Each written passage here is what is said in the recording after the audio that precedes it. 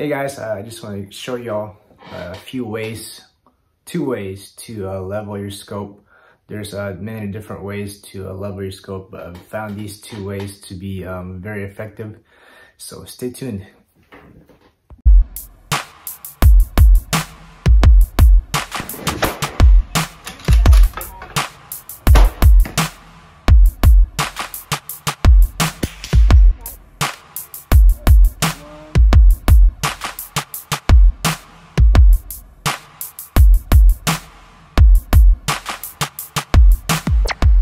Hey y'all, there's many different ways to level your scope. The main thing that you're looking for is making sure that your reticle is basically level to your bubble level. What do I mean by that?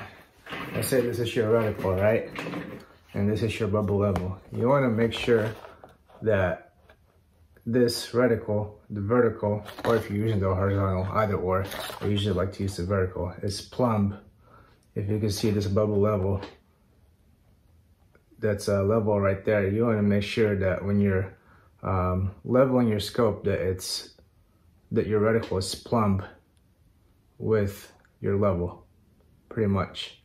And there's many ways to accomplish that, but I want to show you guys two different ways. But before I show you guys my two different ways, I want to show you other ways that might be effective for some of you guys, but for me personally, I don't really like doing those things. One of those ways is putting a level on top of your turret to level your scope. This one's not level yet, but you put a level on top of your turret. To be honest, I've done this a few times and I've double checked it with the plumb line, and for me personally, it doesn't really come out as level. And so I don't personally like this method, but if it works for you, awesome. But I personally have never had good results with it. Some people have had good results with something called the wedge, and the spur mount basically comes with it.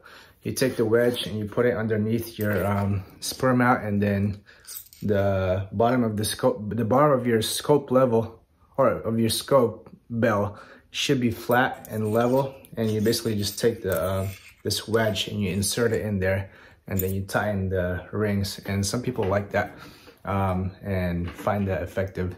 So if you're gonna choose between leveling here versus leveling here, then definitely choose this one if you had a choice. But besides this, there's two different ways that are, I think, more effective personally that I like to use. So I want to show you guys those two methods. These two methods, it doesn't matter what level you're using.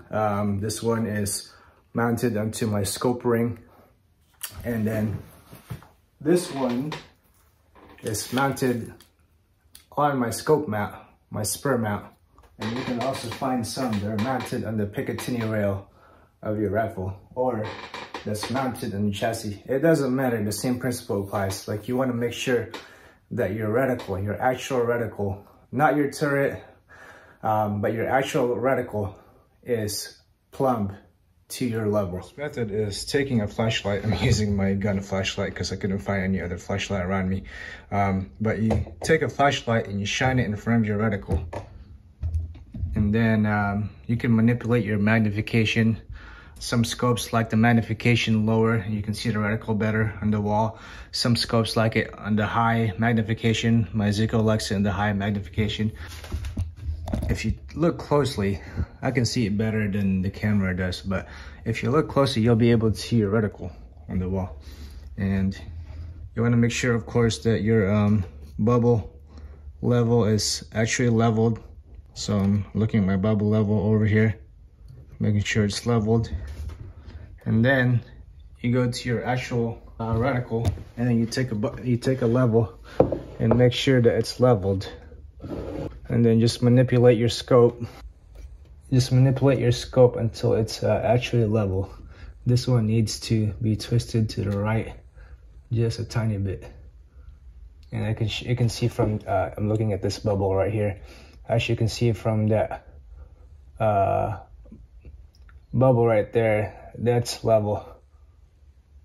And then this when you tighten up your scope rings, And you want to, whenever you tighten up your scope rings, there's probably other good videos on that, but make sure you do it slowly and you do a cross pattern. Better video of what the reticle looks like. You can see over here, it's a lot better. And basically, while you're doing this, just make sure that your bubble level on your scope or your mount is actually level. Use the reticle and whatever device you're using to make sure that your scope is level, and just manipulate it until your reticle is level. You can use the horizontal lines, or you can use the vertical line to make sure that your scope is level. And after it's level, then you can tighten up your scope rings. Technique that I like to utilize, and it's probably my favorite one, is using this Plum level and then the indoor dry fire training system or something similar. You hook it up to your scope, and you could level your scope within your living room, and you set this up a few feet away.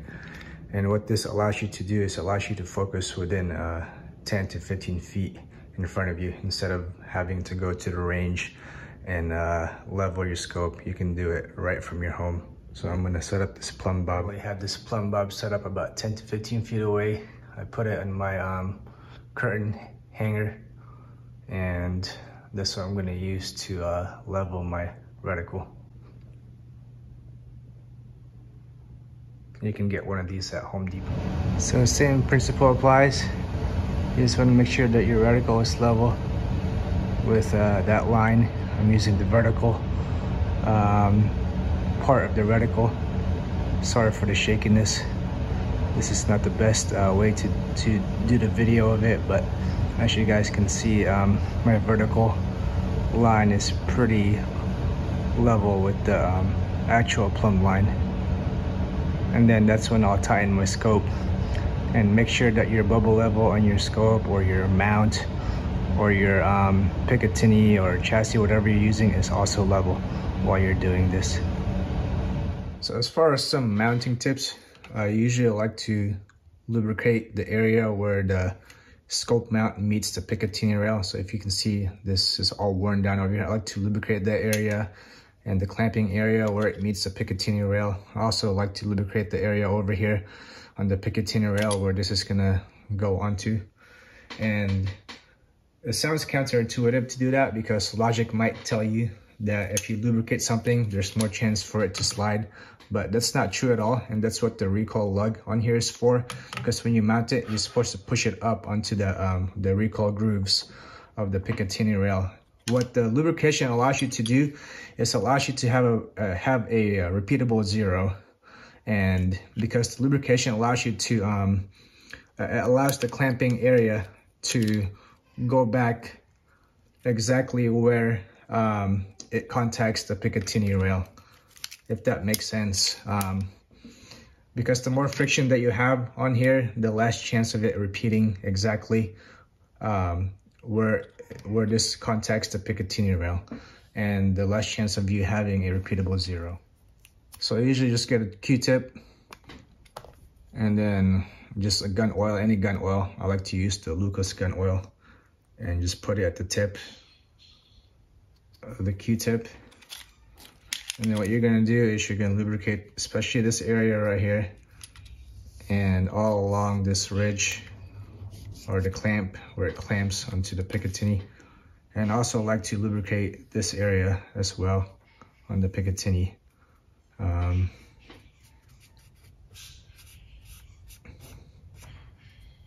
So where you do want friction is in the scope ring.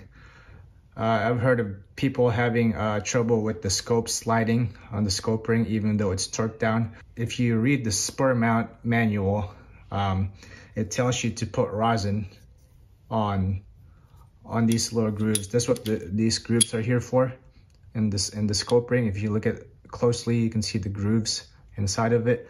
But even if you don't have a spur mount and you don't have these grooves, you can still, I can still put rosin inside of these grooves to prevent the scope from sliding. And I've never had any trouble with the scope sliding by using rosin. So I usually like to use this thing called rosin grip. This is like a powdery substance. Basically, it's what tennis players use to keep their hands from sweating and to be able to grip the racket a lot better. But when you do put it in there, sometimes you'll get little chunks. Make sure that you break up those chunks because you don't want that to damage your scope. And then you just put powder all over the where the grooves are.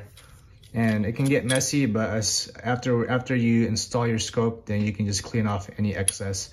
So I like to put this thing called rosin grip, the powdered version, on these little grooves to prevent it from sliding.